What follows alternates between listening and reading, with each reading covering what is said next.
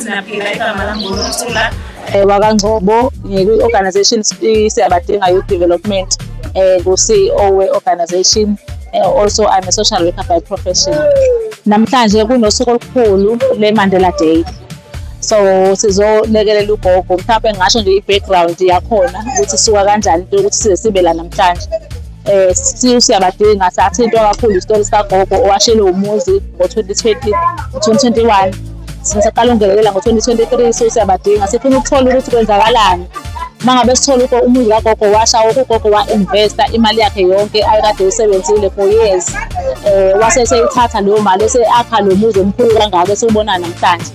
Uthe ngokuhamba kwesikhathi ungakapheli nesikhathi esingakanani umuzi ukhona wavele washa. Namhlanje ukuthi ukhona ukuthi-ke uzosilekelela ngokuthi usakhele u-2 room, usifakele uphahla u-2 room, at least kulo 8 room kuzofakwa u-2 room uphahla. Siyabonga futhi baphinde abagcinanga ngokuthenga ama-othayela namaplangwe namawindi nakho konke. Baphinda futhi baletha impahla njengoba sibona khona igrosa eningi kagogo. So kuningi, siyabonga kakhulu.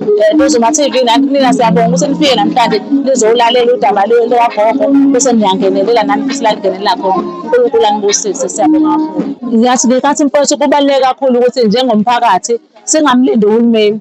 Njengomphakathi kukhona izinto nathi esi-capable ukuthi singazenza ukuthi sikwazi ukulekelela. So mina ngathi ake sihlangane siwumphakathi. It is very important for us ukuthi sihlangane, sibe united and try to assist where we can, because akukhona la singakwazi ukufinyelela khona if sinothando.